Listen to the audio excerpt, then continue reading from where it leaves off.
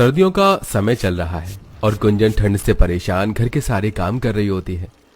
उधर उसकी तीनों गोरी जेठानियां रजाई में आराम से पैर पसार कर लेटी होती हैं। ठंडे पानी में काम करते हुए ऐसा लग रहा है जैसे ठंडे पानी से शरीर में सुई चुभ रही हो। मेरी तीन जेठानियां होने के बाद भी कोई मेरी मदद नहीं करवा सकती।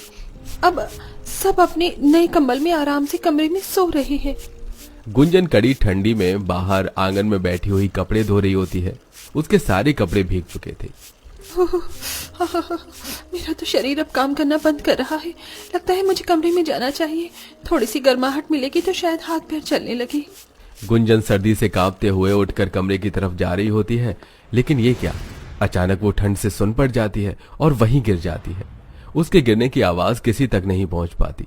इधर कमरे में जेठानियां एक दूसरे के कंबल की तारीफ कर रही होती हैं। अब तो हमारे पास अपना अपना कंबल है, तो क्या हुआ, हमारे पास कमरा एक है, कम से कम कंबल तो है इस भरी ठंड से बचने के लिए। बेचारी हमारी एक देवरानी, उस कल्लो के पास तो एकमात्र शॉल के अलावा और कुछ है ही नहीं। उसका पति भी तो कमाता नहीं कुछ। अरे छोड़ो ना, हमें क्या लेना देना, हमारे पास तो नए कंबल आ गए, इतना ही काफी है। चलो अब सो जाते हैं, माँ जी तो शाम तक ही आएंगी। बिना अपनी देवरानी की परवाह किए जेठानियां चैन से कंबल में सोती रहती हैं।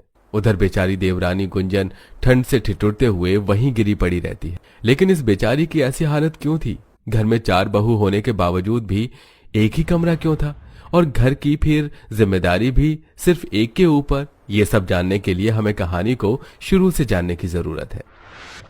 हर घर की कहानी में एक सदस्य ऐसा होता ही है जिसके साथ भेदभाव जरूर होता है, लेकिन यहाँ भेदभाव गुंजन के काले रंग की वजह से था। बेचारी गुंजन का काला रंग, जिसकी वजह से ससुराल आने के बाद से ही उसे कई परेशानियों का सामना करना पड़ जाता है। हमारी देवरानी इतनी काली है, असंभव, ये तो हमने सोचा ही नहीं था। पहले तो इस कमरे में हम 3 लोग थे और अब हमारे देवर की शादी होकर ये चौथी भी आ गई। सर्दियां शुरू होने वाली हैं और अब ये कल्लो भी आ गई है, तो इसे भी अपना कंबल बांटना पड़ेगा। तभी सास संतोष बोल पड़ती है, तुम तीनों ऐसे ही खड़े रहोगी या फिर अपनी देवरानी का स्वागत भी करोगी? हाँ हाँ, क्यों नहीं, स्वागत है हमारे इस एक कमरे के अंदर देवरानी जी का। अरे ये क्या, मेरे ससुराल में सिर्फ एक ही कमरा है, पर मुझे यहीं पर गुजारा करना होगा जेठानियों के साथ। कोई बात नहीं, अपनी जेठानियों को मैं अपनी बड़ी बहन की तरह समझकर चलूंगी।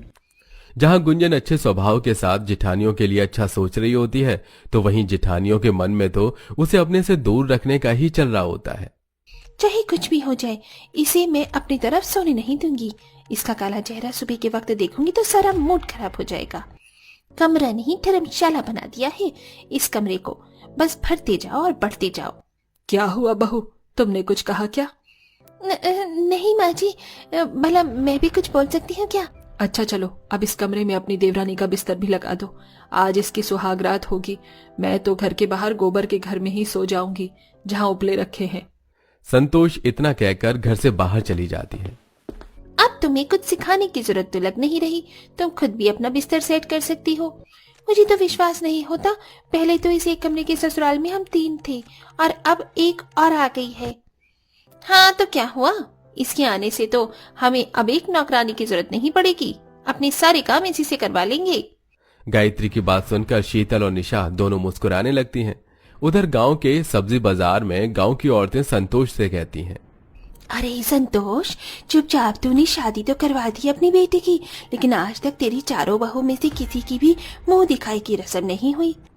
बेचारी कहाँ से करवाएगी, इसके यहाँ तो एकमात्र कमरा है और उसमें मुंह दिखाई होना संभव कहाँ है। कहाँ बिठाएगी इतने लोगों को? ऐसा नहीं है, मैं सभी को दावत पर बुलाऊंगी और फिर मुंह दिखाई की रस्म करवाऊंगी। भले ही मेरे पास मुंह दिखाई करवाने के लिए जगह नहीं है, लेकिन मैं इतना तो कर ही लूंगी। अब घर में जगह नहीं, लेकिन संतोष ने मुंह दिखाई पर गांव की सभी औरतों को इनवाइट कर दिया। उसने मुंह दिखाई अपने घर के आंगन में रखी, जहां सभी औरतें आराम से आ गईं। अब गांव की सभी औरतें गुंजन के काले रंग की वजह से उसे शगुन नहीं देती। मुश्किल से कुछ औरतों ने गुंजन को शगुन दिया, बाकी सबने गोरी बहू की मुंह दिखाई पर उन्हें शगुन दिया, जबकि वो अब नई बहू भी नहीं रही थी।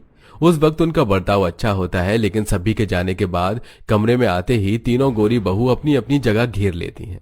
देख रही हो क्या फायदा आपके कमाने का जब हमें सर्दियों में इतनी ठंड बर्दाश्त करनी पड़ रही है। हाँ, हमारे पास एक स्वेटर तक नहीं है, कम से कम स्वेटर और एक कंबल तो होना ही चाहिए। तुम लोग तो काम पर चली जाती हो और सारा दिन हम यहाँ ठंड में परेशान रहते हैं।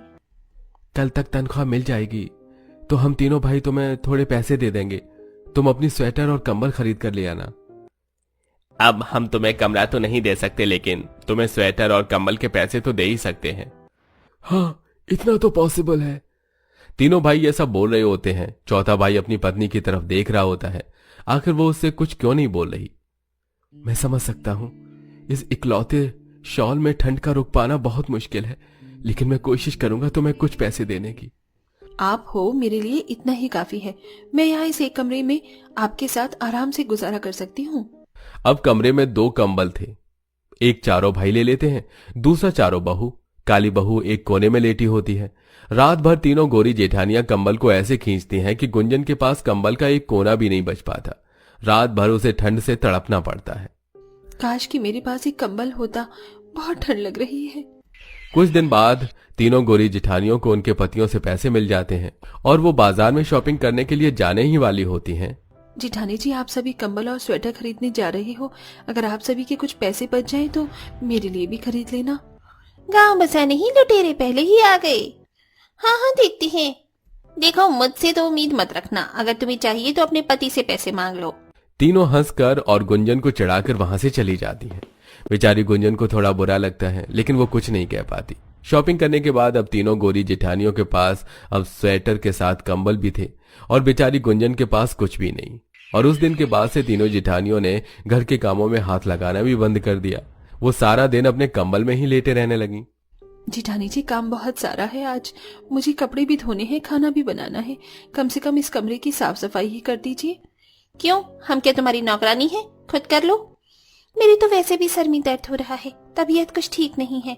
देखो, मुझे भी अभी से ऐसा लग रहा है जैसे मुझे सर्दी लगने वाली है, तो मैं तो तुम्हारी मदद नहीं करवा सकती। और हाँ सुनो, हमारे भी कपड़े गंदे पड़े हैं, उन्हें भी धो देना। गुंजन ने तो काम में मदद मांगी थी, लेकिन जेठानियों ने उसे काम ही बता दिए। अब बेचारी गुंजन कर भी क्या सकती थी। वो कमरे की सफाई भी खुद करती है, खाना भी खुद बनाती है और आखिर में कपड़े भी खुद ही धोती है। लेकिन कपड़े धोते हुए उसकी हालत खराब हो जाती है और वो आंगन में ही बेहोश होकर गिर जाती है। हाय, कोई मेरी मदद करो, कोई मेरी मदद करो। गुंजन ठंड से तड़प रही थी। ये सब उसकी सास संतोष गोबर के घर से निकलकर देख लेती है। हे भगवान बहू, ये क्या हो गया? अरे कोई डॉक्टर को बुलाओ।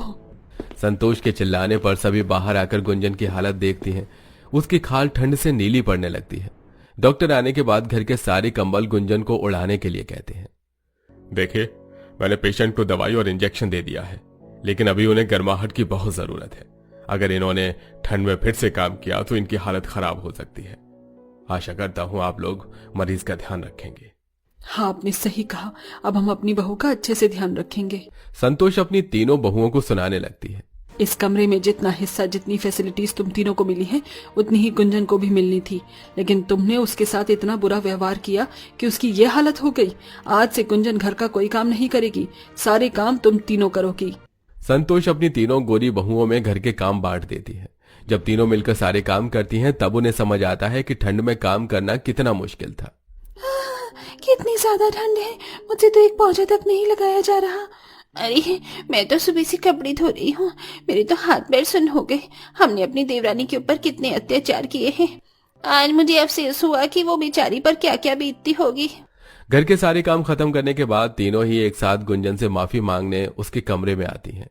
आप लोगों को माफी मांगने की जरूरत नहीं है। हमेशा आपने यही सोचा कि इस एक कमरे में कैसे गुजारा होगा। अगर ये सोचा होता कि परेशानी को कैसे खत्म करना है, तो शायद सबको अपनी प्राइवेसी वाली लाइफ मिल जाती। मैंने सोचा है क्यों ना हम चारों कुछ काम करें और महिला लोन उठा ली, फिर हम सब मिलकर कमरा बनवा सकते हैं और सबको अपना कमरा मिल जाएगा।